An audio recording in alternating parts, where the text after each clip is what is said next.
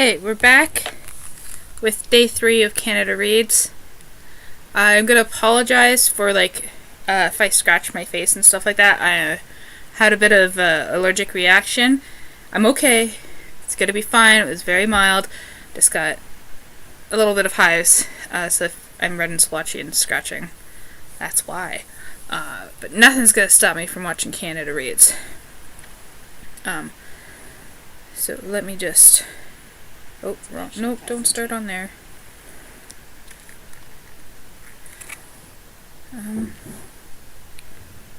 Just get this set up here.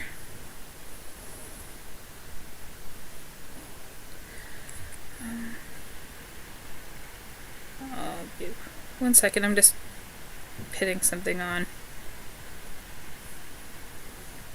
Instagram here to tell people to... I don't know if it works, but we're gonna try it. This... Yes.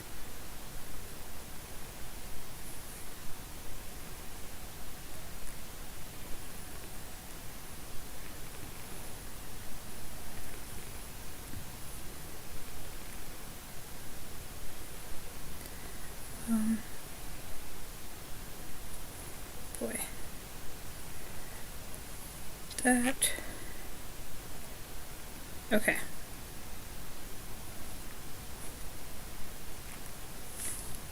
There. Now I'm going to start.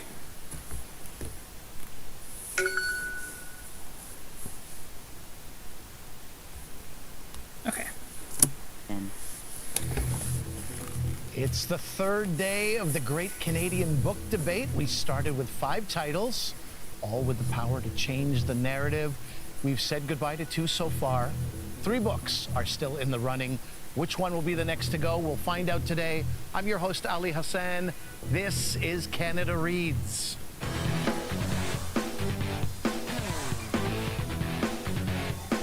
This is Canada Reads, Canada's annual title fight. We've had 2 days of debate, and we have 2 to go. We're looking for the one book to change the narrative. Let's meet our panelists around the Canada Reads table. To my left, best-selling thriller author Linwood Barclay. Hello, Linwood. Hello, it's great to be here again. Yes, thanks for coming back. I never had any doubt. Next to him, Olympic swimming champion Maggie MacNeil. Hi, Maggie. Good morning. Good morning. Across from me, neuroscientist turned pastry chef Saeed M. Dahoma. Hello, Saeed. Hello. And next to Saeed, Canadian actor and director Michelle Morgan. Hello, Michelle. Good morning. To my right, podcaster and Indigenous wellness advocate Shayla Stonechild. Hi, Shayla. Fancy. Your Canada Reads 2025 contenders. It's been an exciting debate thus far. On day 1, we said goodbye to Watch Out for Her by Samantha M. Bailey. It was championed by Maggie MacNeil. On day 2, yesterday, Jenny's Boy by Wayne Johnston was eliminated in a 3-1-1 I think vote. Linwood Barclay, you were championing that title. How are you feeling Shayla's today? book is going to go The Tube Spirit Journey. You know, It's but I gonna was be thinking a lot voted about off it this time. last night, and It's my and, prediction. You know, when you have a few bestsellers under your belt, and you get kind of a swelled head, and you think that everybody knows who you are, and then you know that bubble gets burst a lot when somebody says, "Oh, well, you have written anything I'd have read." I don't know, you know. So it's very likely that there's still a lot of people who don't know Wayne Johnston's work. And Wayne has, written wonderful books like The Navigator of New York, The Son of a Certain Woman, which is one of my favorites, The Colony of Unrequited Dreams, which the Globe and Mail had called one of the 100 best Canadian works of literature ever written. So I'm hopeful that for those who still haven't discovered, Wayne Johnston, that Jenny's Boy may take them to his work, and we'll find out that he is a national treasure. All right. And I'm proud to have been a champion for this book this week. Thank you for reminding us about this book and why all of Canada should read Jenny's Boy. Maggie, you were a free agent yesterday. You played the role of a wild card quite well. Any advice for Linwood today? I would say have fun, enjoy having a lot more power than you do when you're trying to convince other people why your book should stay in the competition. But it's really fun to just listen to the really great debate and hear what everyone has to say. Have fun, enjoy power, listen to a great debate. Great advice. Thank you, Maggie. All right. Maggie, I saw Lily on the are our Instagram free they did agents. a They hold the power outfit to decide of which books last go week, on to the last final. night, 2 books are down. 3 are still because I in the mentioned running- I in the mentioned running. Shayla's Dandelion coat, so by it was Jamie nice to Chai see Yuen-Liu, the actual coat chosen and by outfit. Saeed M. Dahoma. It's pretty cool. Etta and Otto and Russell and James by Emma Hooper, backed by Michelle Morgan. You guys are quick with your books. To the Camera and A Two-Spirit Journey by Mani Shikabe, written with Mary Louisa Plummer, championed by Shayla Stonechild. Let's check out the books still in contention.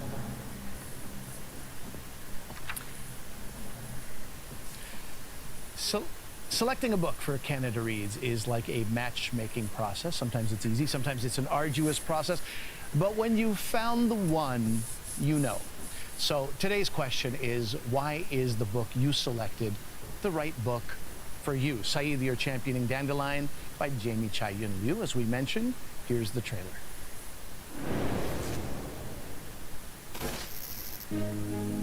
When Lily was 11 years old, her mother left. Lily, her sister, and father remained. In a small BC mining town, Lily struggles to understand why, but there are no traces, and the only way to move is forward.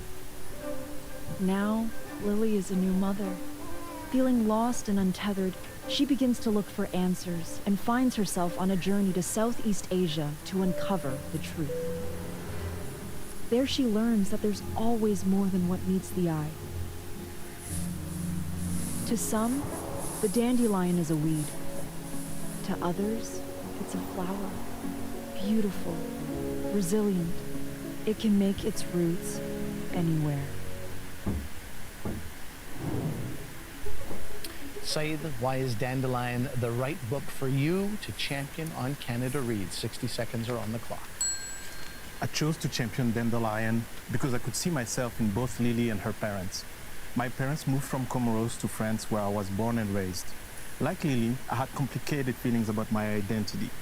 Do I belong to my parents' country or the one where I was born? I was ashamed of my parents' traditions, my hair, my nose. But just like Lily, I also loved part of my heritage, like my mother's food or my grandmother's vanilla. 10 years ago, I moved to Calgary, where my experience is similar to Lily's parents.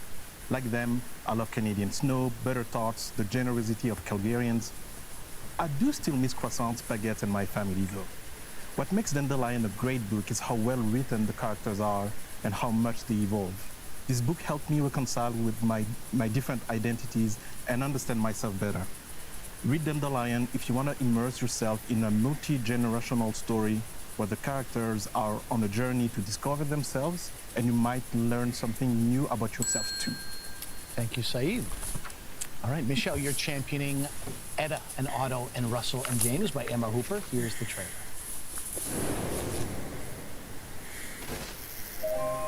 Etta is 82 and dreams of the ocean.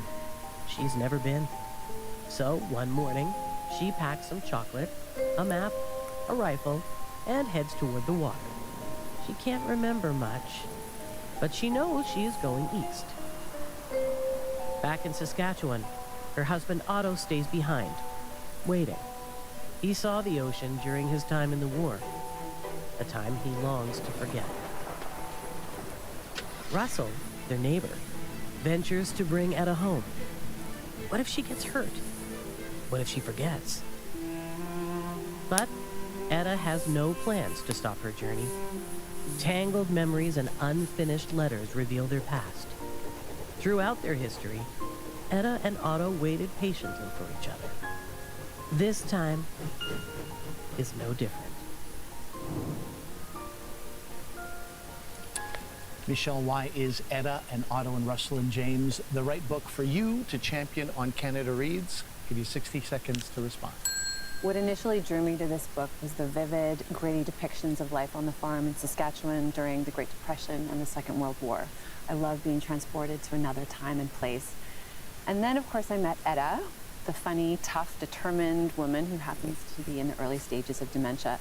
And I thought of my mom, who is farther along than Etta and physically could not manage that journey, but it did make me see my mom's strong will, a sense of humor, and a glimmer of hope. And I believe many people will feel the same connection because there are over 800,000 Canadians living with dementia today. And finally, the characters in this book are coming to terms with their decisions, and they're facing themselves outside of the roles they've played, outside of the labels that have been put on them. And as a mother and a wife and an actor, I find it fascinating to consider my own identity. Who am I outside of these roles? What matters to me at my core? And if I had one final journey, what might that be? Thank you, Michelle. All right, Shayla, you're championing the memoir A Two-Spirit Journey by Mani Shakabe, written with Mary Louisa Plummer. Here's the trailer.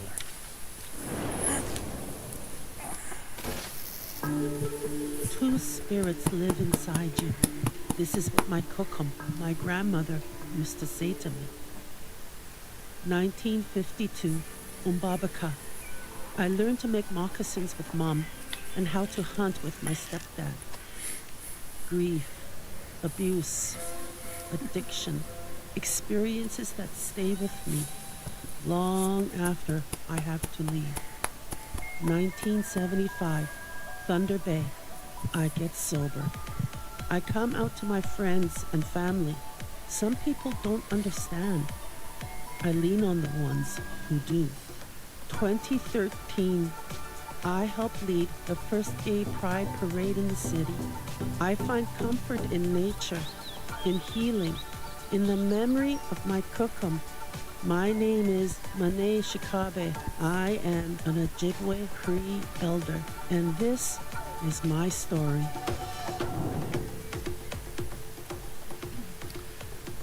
Shayla, why is A Two-Spirit Journey the right book for you to champion on Canada Reads? I'll give you 60 seconds to state your case. Why I am the best champion for A Two-Spirit Journey by Mane Shakabe. Reading A Two-Spirit Journey, I was deeply moved by Mane's fearlessness, honesty, and resilience. Despite being visually impaired and carrying intergenerational trauma and going through many forms of abuse, she still used her voice as a force for healing and truth.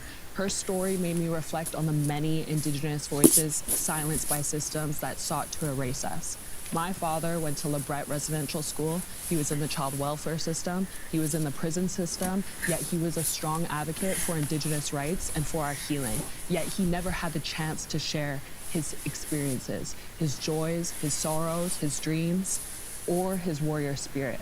Because unfortunately, he eventually took his life within the very system that sought to suppress him. I think about the hundreds of thousands of Indigenous people, of Indigenous women, Two-Spirit individuals, and children that were never given the chance to use their voice in this country. And that's why I'm using mine today. We have so much power within us. We are not the trauma that was inflicted on us. We are healers, we are leaders, and we are connected to Creator. And we have every power to use our voice. Thank you, Shayla. I should also mention the supports that we offer if you go to cbcbooks.ca. For people who are listening and watching today, you can go to the website. I think they'll be on the screen as well. We will be talking about some heavy topics inevitably today, so please use those at your discretion. Well, there you have it, the three remaining books. They are Dandelion by Jamie Chai Yun Liu, chosen by Saeed Mdahoma. Etta and Otto and Russell and James by Emma Hooper, backed by Michelle Morgan. And A Two-Spirit Journey by Mani Shakabe, written with Marie Louisa Plummer, championed by Shayla Stonechild. One of these books will be eliminated today, and two titles will go on to the final round. I'm Ali Hassan. This is Canada Reads on CBC and Sirius XM. Panelists, get ready. It is time to debate.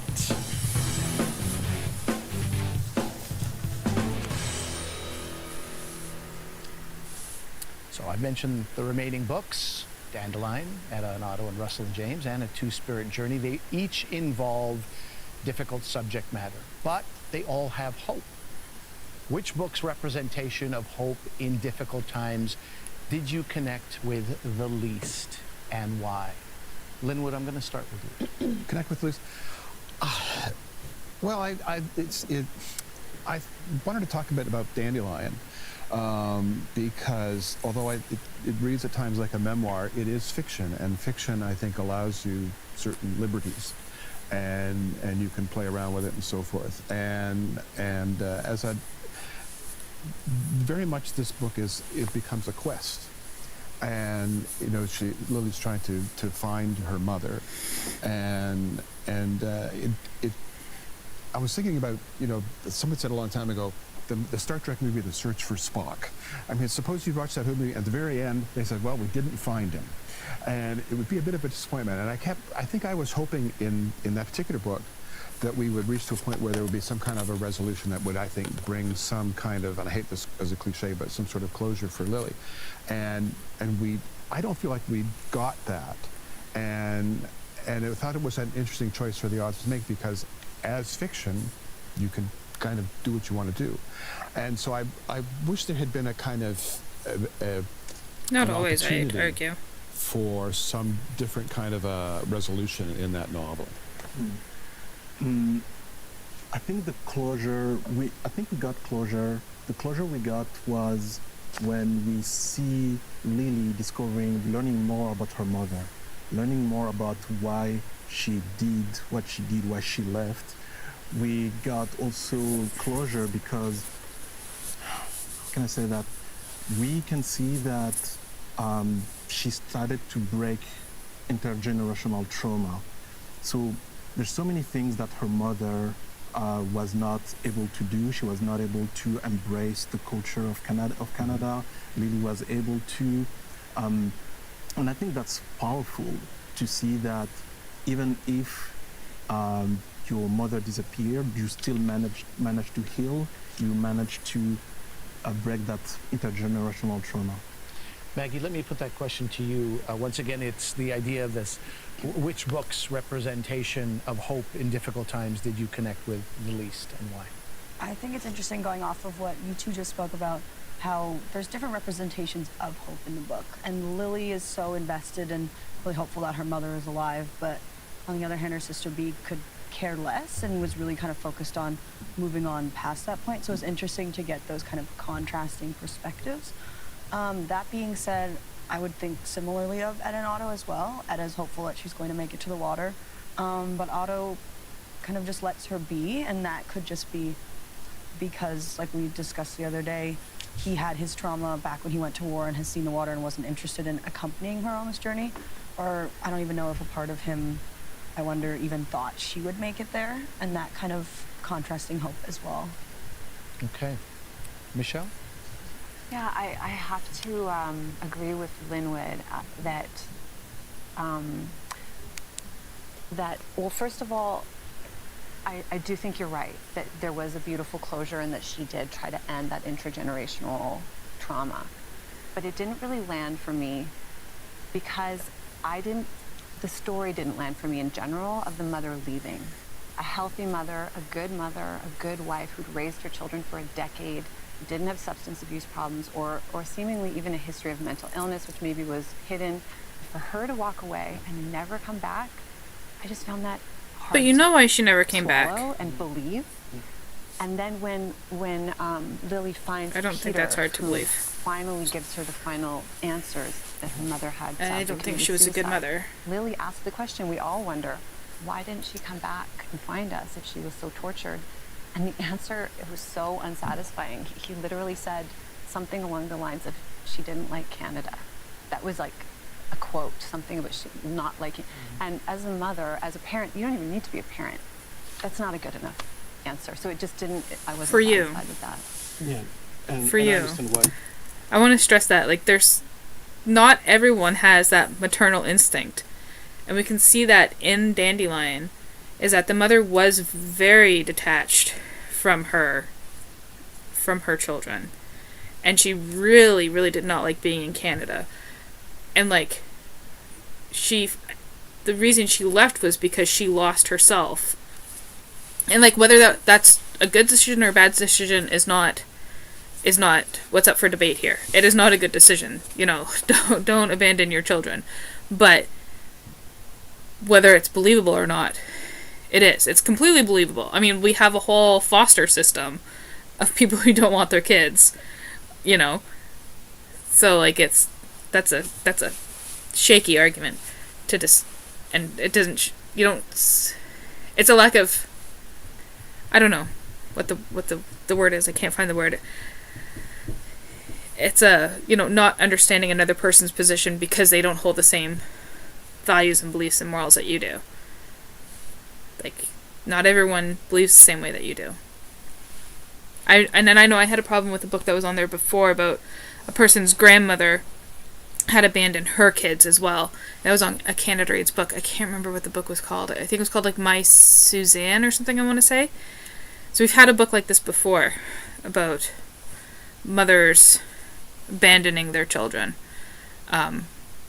So it's a theme that happens in literature. It's something that does happen. We wouldn't be satisfied with in that. real life. But I think that if you reread the book, there are actually so many different reasons why the mother left. And it's not just because she didn't like Canada. When she said that she didn't like Canada, there's more than just she didn't like being there. She didn't like the racism that she endured when she was there. She didn't like not being able to connect with anyone. She's trying so hard at some points in the book to connect with her neighbors, but she gets rejected. She wants to play tennis, but she gets rejected. She's always trying to fit, buying cookbooks, and it doesn't work. And she misses her family, she misses everything. She's also traumatized by what happened with her newborn son. There's so much that is happening. That's why I think that I could believe it. Also, one last thing is the betrayal of her husband. Because when Lily's mother, Sweeha, lost her mother who was overseas, it was too much for her. And I could relate to that because when my mother was sick, I was here in France, she was in France, I was here in Canada, she was in France, and I got to say goodbye before she passed away because someone called me and told me, hey, she's sick, you have to come now. If anyone were to take that away from me and not tell me that my mother was sick, I don't think I would ever trust them again. I don't think I would be able to forgive them. And I don't think that Sweeha was able to forgive her husband. It was too much for her. Decide, let me put the question back to you for this round as well. What book's representation of hope in difficult times did you connect with the least? I think for me, the one I had the most difficulty with was probably Eda and Otto. Probably because at the end of the book, especially the end felt so rushed. I did not really understand what was going on. I did not know if Eda was happy to reach the sea. And I felt like it was so sad that at the end of their lives they were separated, that they were not able to stay with each other till the end. Yeah, that's a valid point. I was just rereading the end before we came in, and if you remember, actually, they meet under the water because she reaches the water and she actually goes into the water. And he comes and says goodbye. And I thought that was actually a really poignant remark on that we can actually be together when we're not together. We can carry each other in our hearts and in our spirits. And then there is a final chapter, which is 2 sentences. She says goodbye to Otto, and she says, don't worry, Otto, it's all a loop, it's a long loop. And the last chapter is, Otto's train was due in 7 minutes.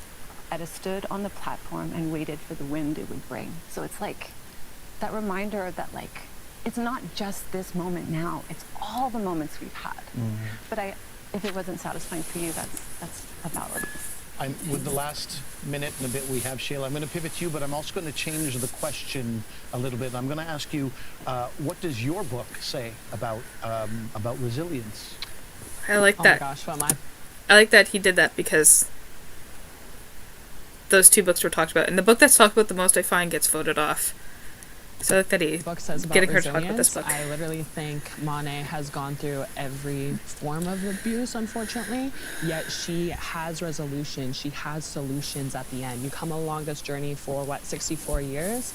But by the end of it, she's a part of protests. She's leading healing ceremonies at the beginning of big protests. She helps Alcohols Anonymous in translating it into Ojibwe and Cree and handing those translations out to northern communities. So she's actively participating in resolution and in healing, and I think that's what I really enjoyed about this. It didn't just leave you with trauma, it left you wanting to take action in your own life. Okay, we'll have to leave it there. That is it for this round.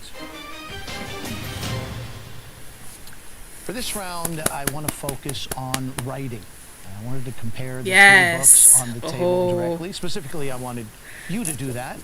It feels like they're taking the the is very different. criticism from And previous with years that into in mind, consideration. Which book is the best written? Maggie, let's start with you. I personally gravitated, I think, the most to Dandelion, just the way it was organized and the stylistic writing. I am very much a person that enjoys reading from the first person. You can get in their heads a little bit more. You can understand the thoughts that they necessarily don't say verbally. So I really thought it was well organized that way, and just the writing kind of was very cohesive, and I was able to follow the story really easily. Also, though, I really enjoyed the images and figures and graphics included in Two-Spirit, just because I think it really helped me to understand the content better and just be able to picture it in my brain a little bit more. Linwood, you've spoken about writing and craft a fair amount. Where's Yeah, I think even though I have a number of problems with Etta and Otto and so forth, I think some of the best writing of any of the books is in that book, and it has so much of it. It has such a kind of ethereal quality about it in so much of the writing that even though as a whole I kind of have some problems with that book, I think a lot of the writing is terrific. I like the writing in Dandelion. It doesn't try to impress. It's very straightforward. The writing in Two-Spirit Journey to me it's really more like a transcript, and it's a really valuable transcript, and I think everyone would benefit from reading it. In terms of actual writing, I think it's not a great read. It's not artful. There's not a lot of craft in the writing of it. Yes. But I don't think that's what it was ever intended to be.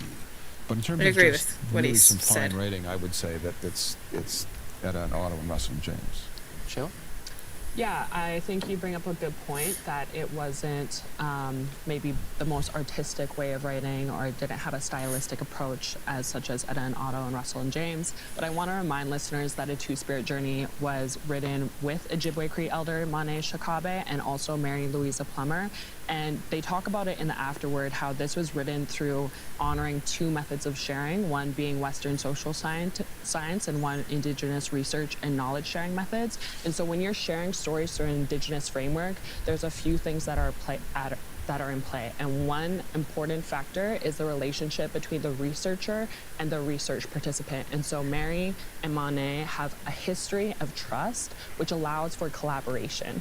And so that's often something you see within Western writing, is they don't like, maybe you don't want to have a deep relationship between the researcher and the participant because it could create a bias. When Indigenous knowledge sharing methods actually honors that, because relationships are important to Indigenous storytelling and to the way that we share our story.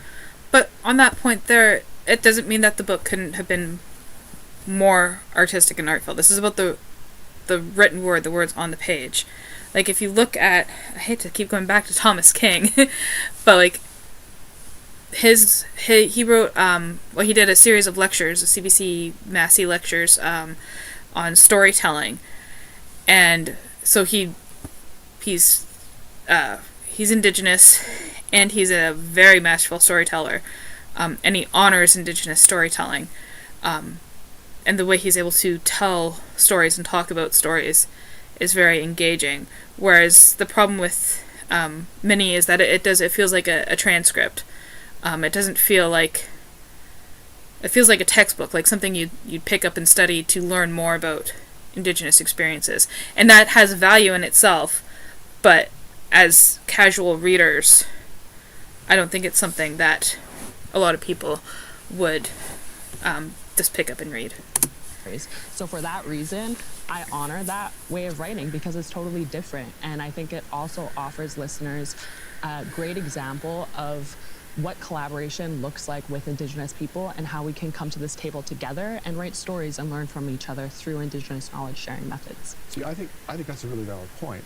I guess what I'm thinking is word of mouth is everything in this business. You know, you can look at you can read reviews of a book, you can use commercials for it, but often it's someone just says, you've got to read this, and they just hand it to you, or it's a bookseller. And you know, what you want someone to say to us, this is a really good read. And I think on that level, I think it fails. But yet the content is so worthy. I have to jump in that I have to agree with Linwood. This is a super important book. I think everyone should read it. I learned the most from it. Like Maggie said, I learned so much from it. I hope we all read it. From a truth and reconciliation standpoint, it's really important. But Mary Louise Plummer says in the afterwards, she approached it as a social scientist. She approached it chronologically, and it's an academic text. I don't think many people, or I think many people will struggle to get through it because it's so dense and so dry, and there's so much information.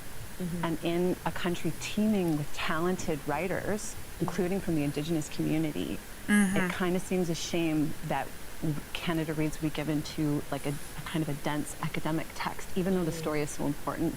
There's so many writers who could do so much with that story. Yeah. And not that Mary Louise Plummer failed. They accomplished what they set out, but it isn't a good read.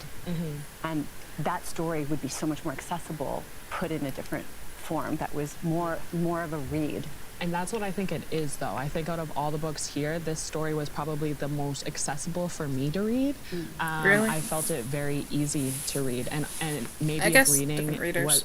You can listen to the audiobook. And so for listeners, readers out there, I would invite you, maybe if you are finding it a little more challenging and difficult to read, listen to the audiobook because it's like she is in the room with you, and it's almost like you're in a conversational relationship with the cookum, with the grandmother.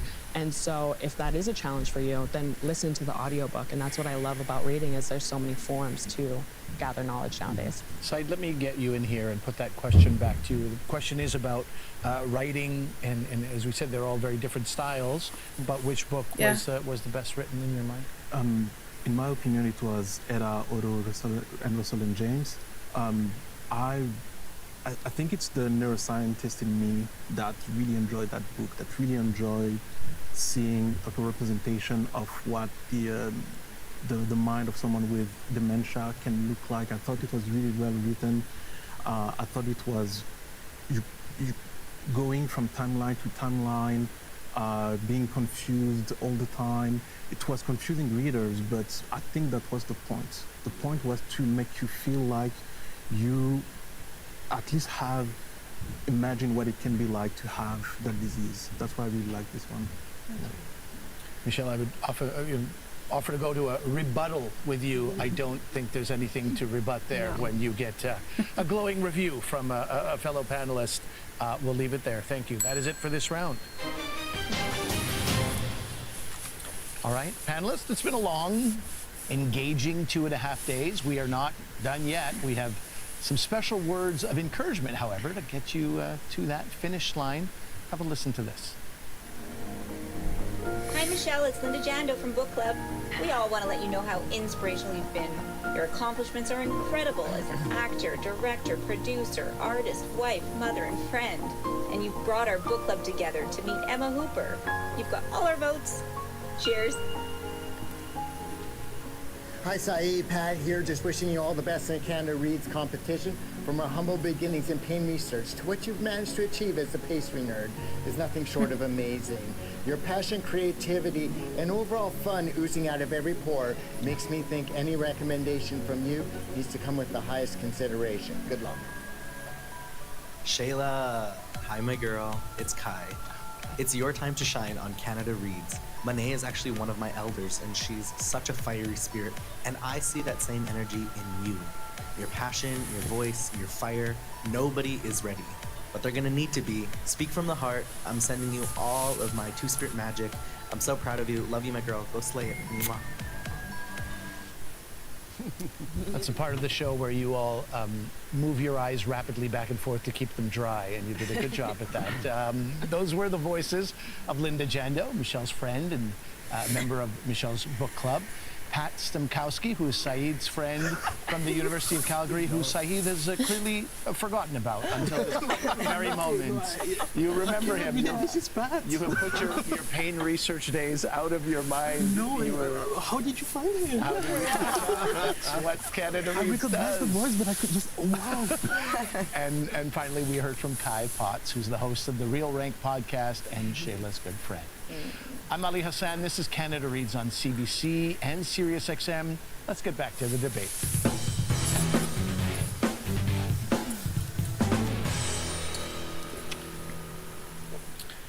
All right, we have 2 novels and a memoir on the table, but all 3 books do feature people traveling on various physical, mental, or emotional journeys as they seek to discover who they are. And in the 3 contending books on the table explore themes of transformation, self-discovery, and the human condition.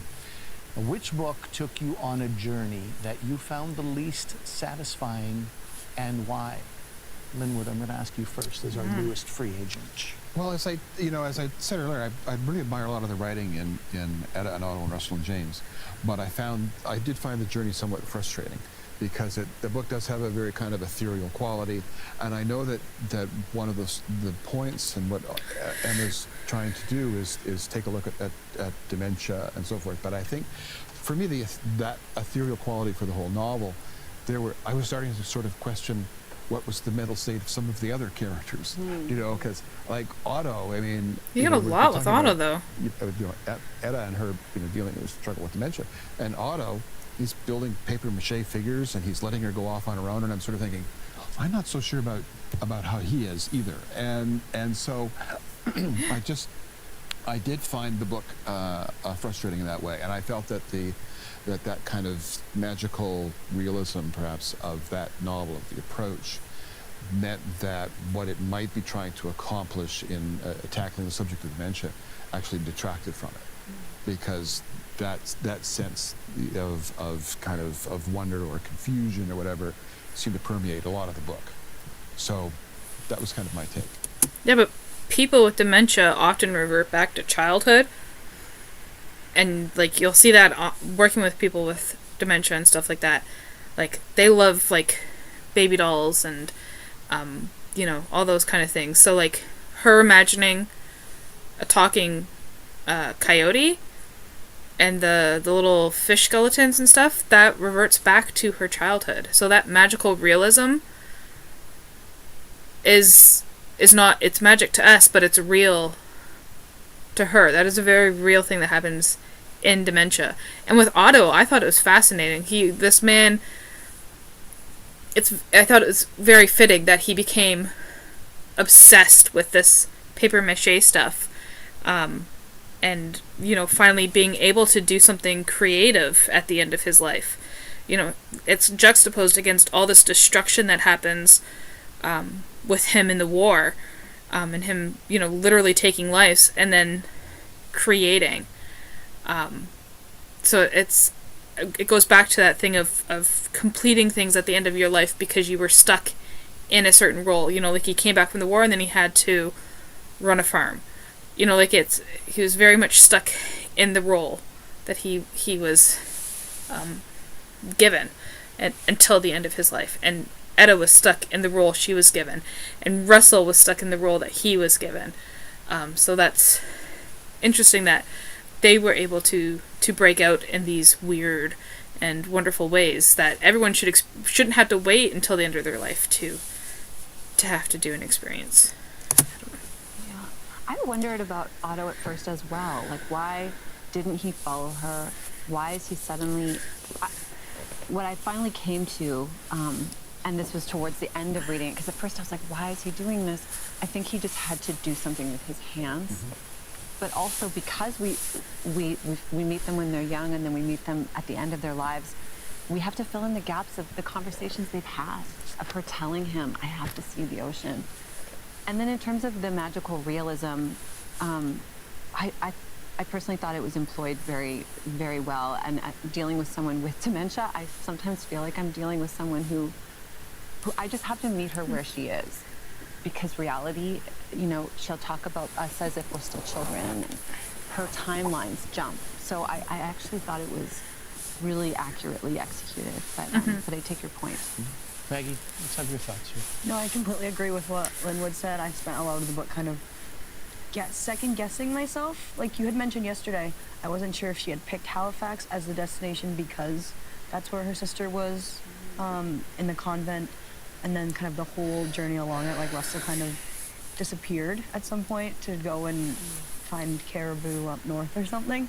So I think there could have definitely been a little bit more character development on his part. But it was interesting that he did and wanted to go find Hedda and then just let her be and knew she was on her way. So I think I kind of struggled with that a little bit. It was also interesting seeing what Otto was doing while she was on a walk, and I think the inclusion of the recipes was an interesting touch, and I actually wonder if that cinnamon bun recipe is that any good? It's a family Okay. recipe. Yeah, Cool. it's a family recipe. You should try it.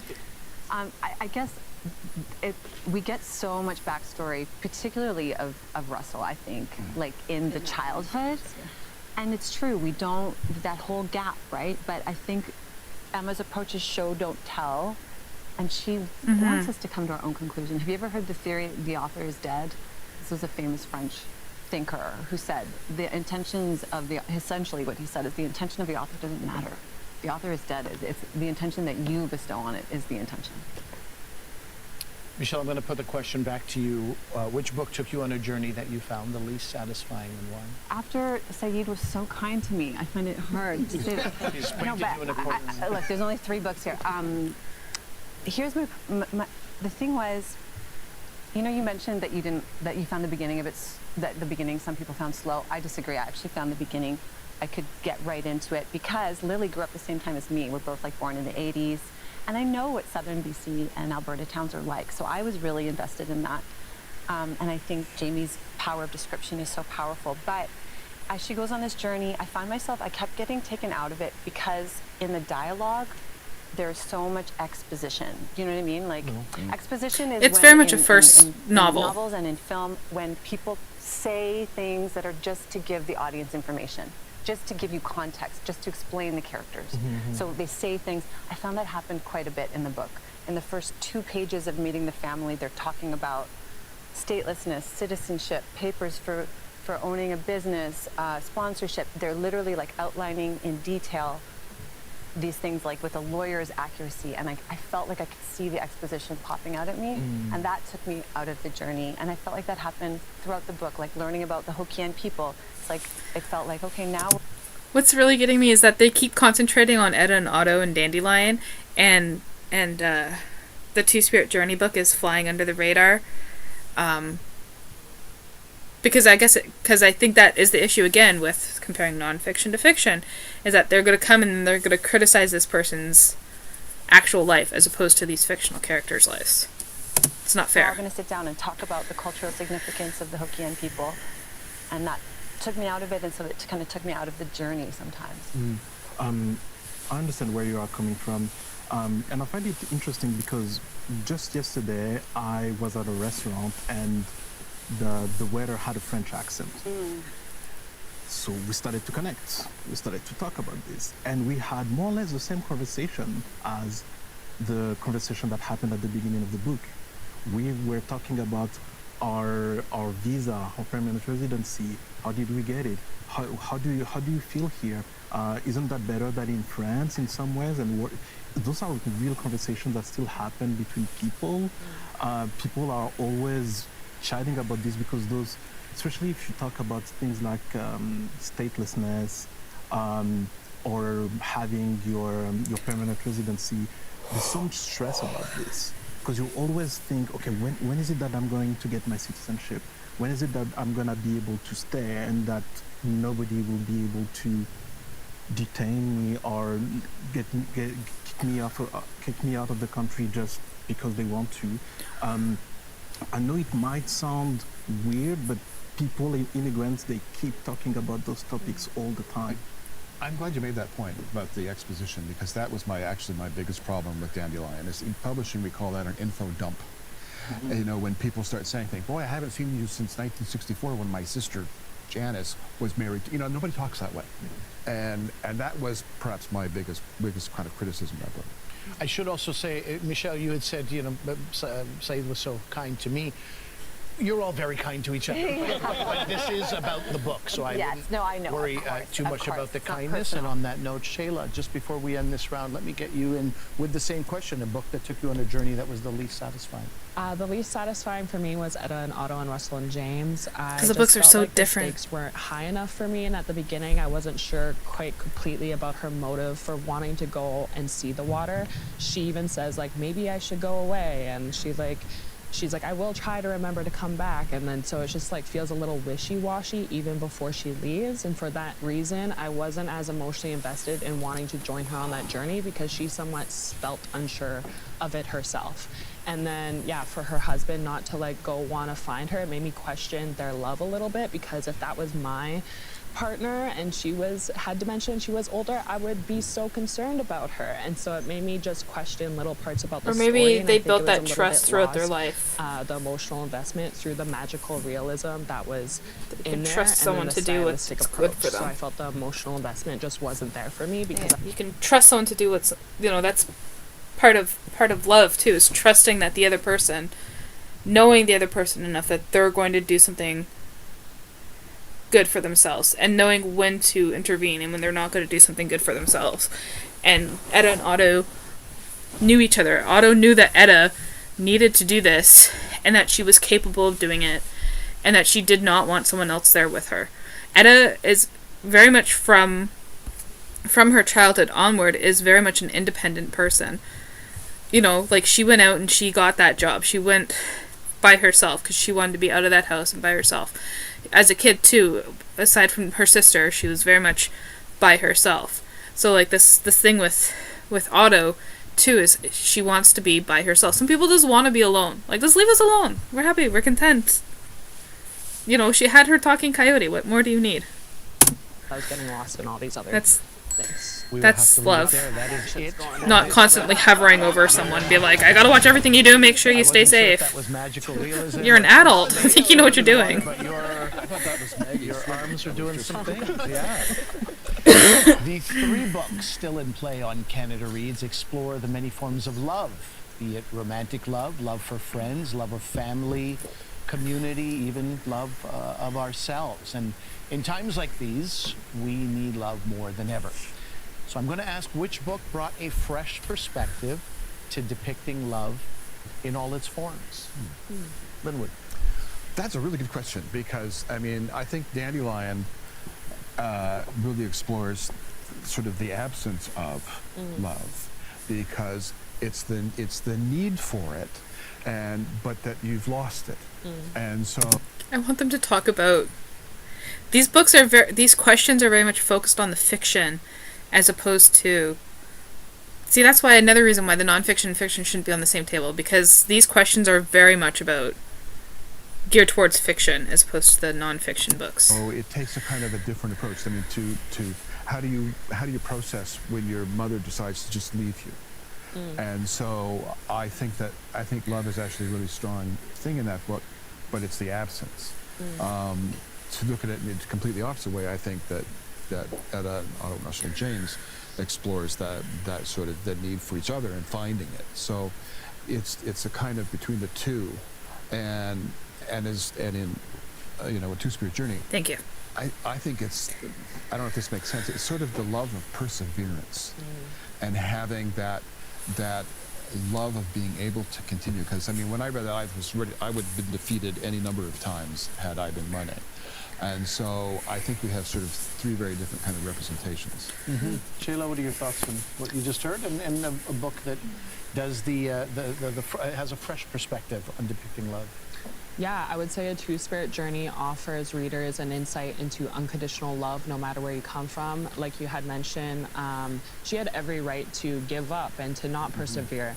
And also, she didn't need to take care and be of service of so many people that she met along her journey. She was taking in homeless youth. She was helping out with Alcoholics Anonymous. She was helping pregnant women on the streets. You know, all throughout her journey, she didn't have to provide unconditional love to strangers, but she still did, because that just speaks to who she is as a person. And I love how you represented love in 3 different ways, which I think we can definitely see.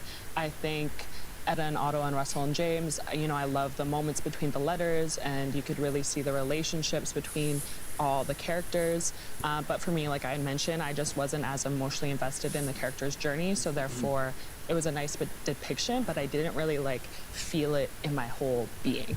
But Dandelion I did, because I could really relate to some of the stories, and I just felt like Lily was on a journey to find her mother, because she became a mother herself, because she had that much love for her, being a mom, and for wanting to find out the answers for her mom. And I found that really inspiring, and I could feel that more in my being than I could feel in Etta and Otto and Russell and James. See, this is another. I'm gonna not pause with that face. It's not nice to him. Let's pause on a nice face. In regards to like reading, that's, I guess, it's an opinion, obviously, but my opinion is that one of the reasons we should read, and one of the reasons that we should engage in any form of media, is to get experiences outside of our own. That is one of the only ways that we can do that. You know, the only way I can get the experience of a person native to Comoros, like Saeed here, would be through another piece of media, right? So we have not. I don't always see having to have a shared connection to what you're reading about. I hope that makes sense, because then in regards to her book, in regards to A Two-Spirit Journey, what is in there that someone like Linwood Barclay can relate to, right? Because he already said he hasn't gone through those struggles. He's a white man. You know, he's like the complete opposite of her. Does that mean that he shouldn't read her book because he can't connect to that character? Not like character, that person in real life. No, like I'm not a hobbit. I can't connect to the hobbits, right? Like it's that argument always irks me, but I get it that some other readers aren't like that they read more for comfort. I just think that's, I don't know. To me, that's a waste of my time, personally. I think that we should spend our time on Earth trying to connect with as many people as we can in all the different ways that we can, and get all these experiences and make our own lives get richer and better, and we develop more empathy by reading outside of our experiences and only sticking with things that we can connect with. Michelle, some thoughts on that? Well, you know, when we talk about love, I do want to mention that the relationship between Manet and her grandmother, like, her grandmother deserves to be, like, knighted. She's just an amazing woman, blind and in her 80s, goes and finds her when she's, you know, just crazy. But also, I think this Etta and Otto and Russell and James is a really interesting, complex look at love, because it's usually portrayed as very straightforward and very possessive kind of love in books and in film. But this is like a more realistic approach, because we also have Russell, who loves Etta and she loves him as well. And he's sort of... I think Russell and Otto also love each other. Relationship that is on the outside of it. And that's a very real thing that happens in life, that there's sometimes other people that we love in a different way. Mm-hmm. And then Etta and Otto, at the end of their life, of course they have this love and this bond, but it's so strong that they can let each other go. Mm-hmm. And that it's not a selfish love. Yeah. Maggie, let me get your thoughts on this. No, I'm thinking about what Shayla said about how Monet took in all these kids and took responsibility for them, even her own family members, when she was older, and looked after her younger baby brother, and was always like, her door was always open to whoever needed it. Mm-hmm. So I think that's a special kind of love. And it's interesting with the love triangle and Etta and all, is I wish we knew a little bit more about, was Otto aware of kind of that relationship between Etta and Russell? Obviously he was at war. I think it would have been interesting to know whether or not. And was he did, 'cause Etta aware of the obviously relationship between their Otto love and was very Russell? special through the letters and through the duration of it, obviously from child in the schoolhouse, and Russell was originally the child that said, oh, like, we have this really amazing teacher, like, I love her. Obsessed with her. And so I think that would have been interesting to kind of explore that dynamic a little bit more. Saeed, the main question back to you. Which book brought a fresh perspective on Obviously, I just want to reply to Linwood. I really like the fact that he noticed that absence of love, and I think it's in Dandelion there's always that play between the absence of love and the love that breaks intergenerational trauma. There's love that hurts, love that heals, and that's one of the strengths of Dandelion, because her friends, her relatives who stayed despite and not her mother, helped her get better. What the depiction of love that I like the most is the one in Etta et al.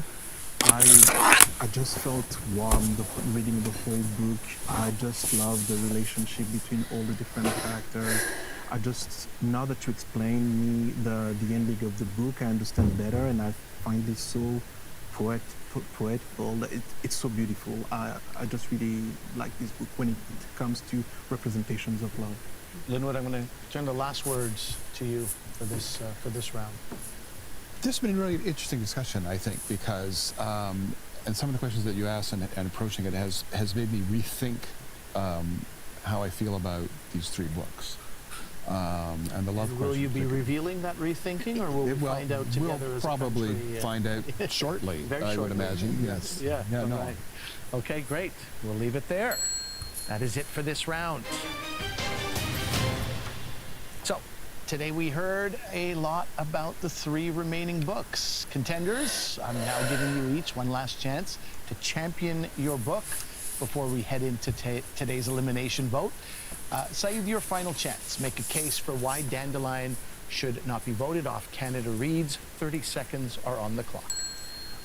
I've talked a lot about the immigration connection with Dandelion, but I actually don't think that you have to be an immigrant to connect with Dandelion.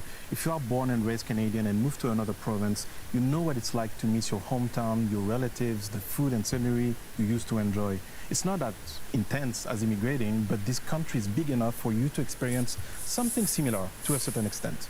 And if you've never moved, have you ever tried to fit in a group, to be part of a community and still get rejected despite everything you are doing? That's how immigration can feel like.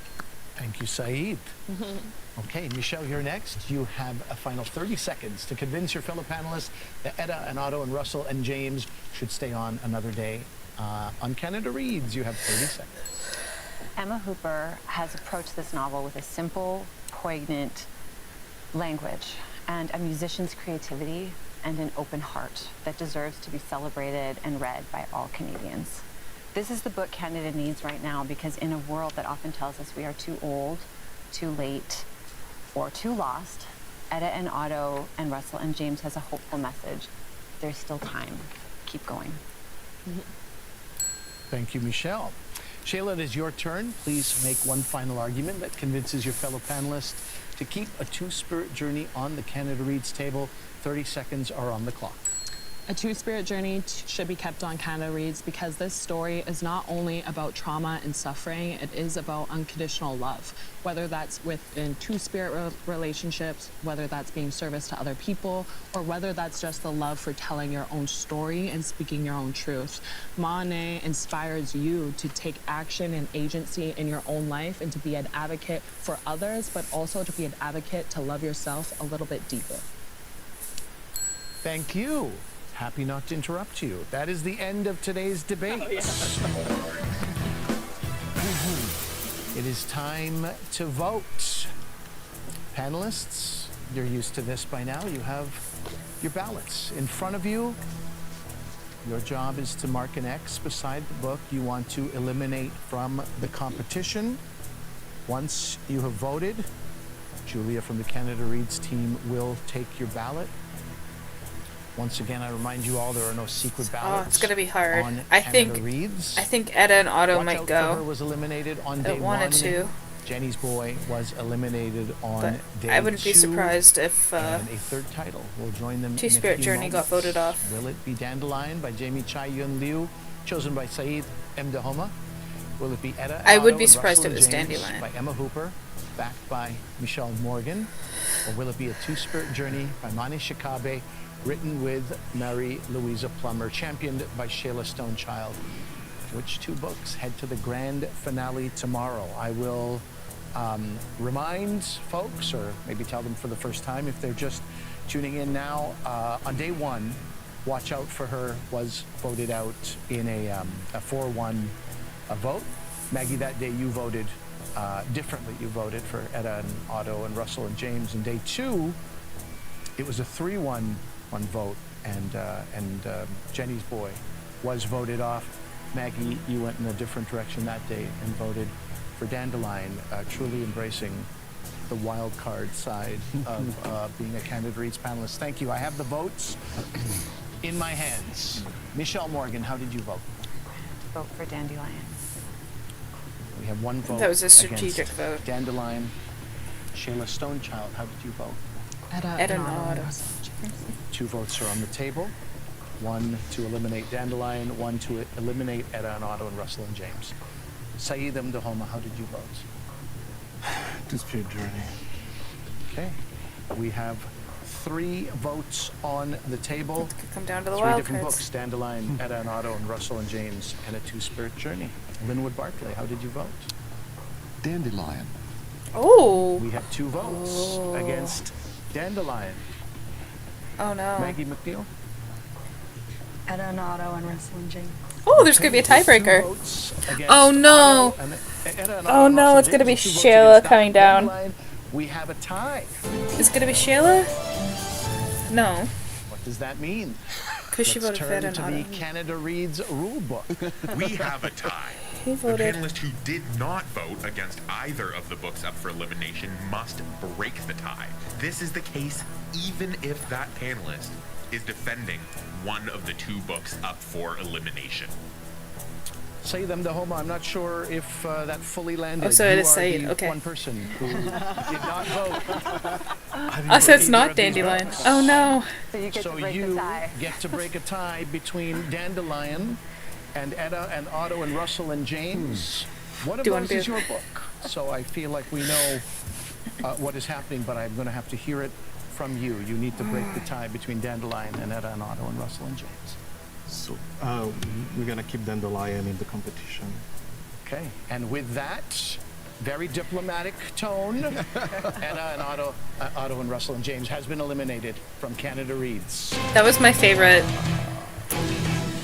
Tight. book, but I don't. I Okay. want Dandelion to Well. win now. Que dia So I'd say that was tan my emocionante. second. What a exciting day in a Second way, favorite. and that is. I mean, I don't know. I know you came in here with a warrior spirit, Michelle, and you were keen to win this I was competition. definitely keen to win, but I Yeah. also knew I had tough competition. These are both important stories. They both have really important messages, and I'm glad people will read them. I'm also really glad that so many people have read and connected with this book and will continue to. Yeah. As you process this, I think it's valuable for me to mention that you are a free agent, and that means something. As a free agent, that means something both to Shayla and Saeed too. As we go into the finale, as you can see, Maggie has illustrated this, voting differently. I think it's every day. Dandelion's Never gonna know what's win. gonna happen. And Because that you have makes 3 people for, against that makes who for, aren't very a pro very interesting show. Two and, Spirit Journey. some work on your part is ahead of you. And I will tell you this also, not just to comfort you. This is many people will be aware. Etta and Otto did hit #1 on the CBC bestsellers list. This book is 10 years old and got to It is have going to be a good finale truly tomorrow. a second life here on Canada Reads, which is a huge boost. I just want to let you know for there's both a Emma Hooper and there's a 20-second delay between what I'm actually saying and when it comes up on YouTube. I've noticed. So if it seems like I'm late replying to things, that's just what's going on. for the publisher. The book was featured at Calgary WordFest, and you got to connect with Emma there as well. And Emma has 2 novels that she's published subsequently that readers can also check out. Yeah, all right. And so Emma, as we see, continues to get promo from her new friend, Michelle Morgan. Well, that is... that's our day 3, friends. That is also the music. You know, we haven't thanked the Lord or our agents yet, but that is our Oscars cue. We do say goodbye to Etta and Otto and Russell and James today. We're also saying goodbye to the folks listening on CBC Radio right now. If you are on watching on television or online, we'll have a few more minutes with our panelists. There are 2 books left, and those are Two-Spirit Journey and Dandelion. I'm Ali Hassan. This was an eventful day 3. Tomorrow, we find out the one book all of Canada should read.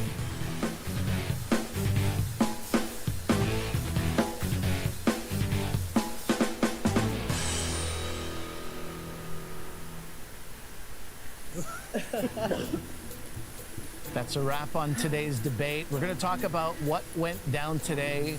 We do need some time for Saeed to take some deep breaths, more than Michelle. Saeed, you were definitely breathing a huge sigh of relief right now. I think you felt like you were... I didn't register that I would be the one breaking the tie. Yes. I absolutely did not register. I'm so stunned, and it was, for me, it was so difficult to choose between the 2 books. Like, until the last minute, I was going from one to... it was so hard. Me too. Yeah, so hard. But yeah, that book that you are championing is amazing. I just loved it so much. It was so endearing, so beautiful. That love that lasts for decades. That depiction of dementia, and I hope that hopefully more people will understand what it's like and how difficult it is for the people living with it, but also the people supporting their family with that disease. Yeah, I think you suggested throughout that this book really resonated with your neuroscientist. Yeah, many people just don't really know, and it's normal to what it's like to have dementia, what it's like to have Alzheimer.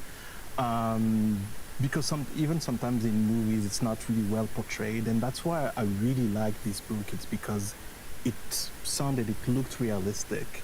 Yeah. Okay, Sheila, let me ask you to say a few words about our newly departed, but never forgotten, Etta and Otto and Russell and James. Yeah, I appreciate how much of a champion you are for this book. Like, for someone that I normally wouldn't choose that book to read, you really made me... I have started reading it for a second time because I do want to come at it through a different lens, and I think you opened readers up to a new journey that we probably wouldn't have been on otherwise.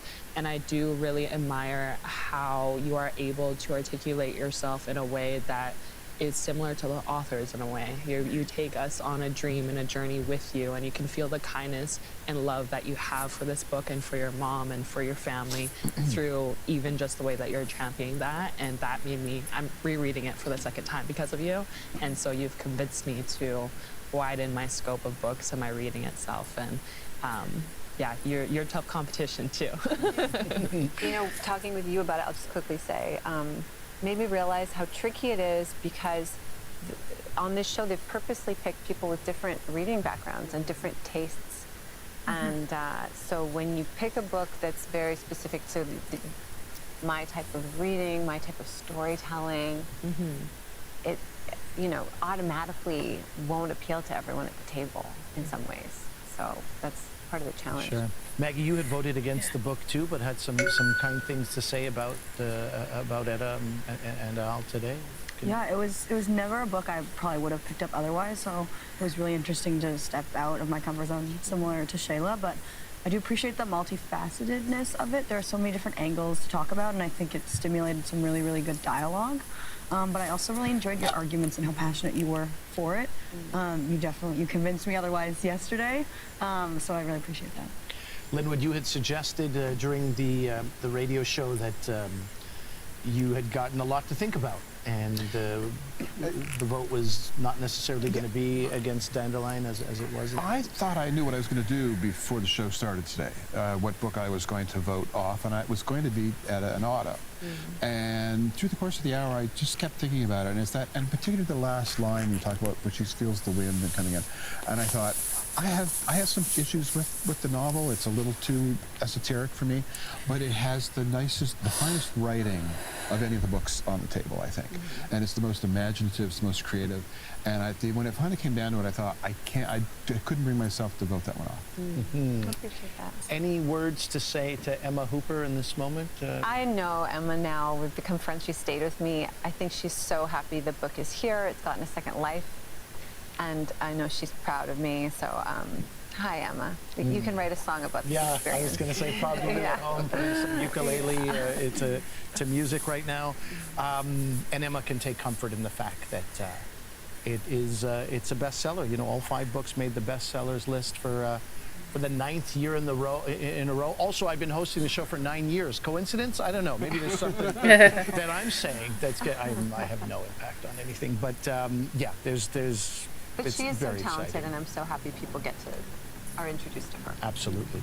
Well, that is a wrap on Canada Reads today. My thanks to our panelists, Linwood Barkley, Maggie McNeil, Saeed Mdahoma, Michelle Morgan, and Shayla Stonechild. They'll all be back tomorrow. We'll see you then. I'm Ali Hassan. Until then, read on, Canada.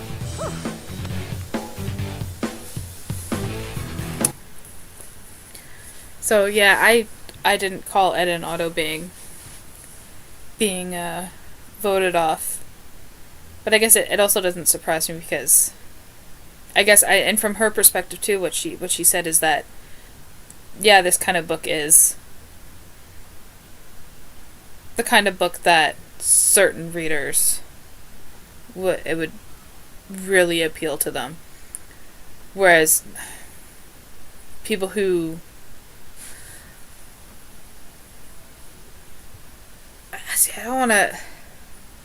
people who don't read, people who read for comfort and who read a lot of nonfiction, they wouldn't connect to this book as much. But I don't know how to phrase it without sounding offensive to some people.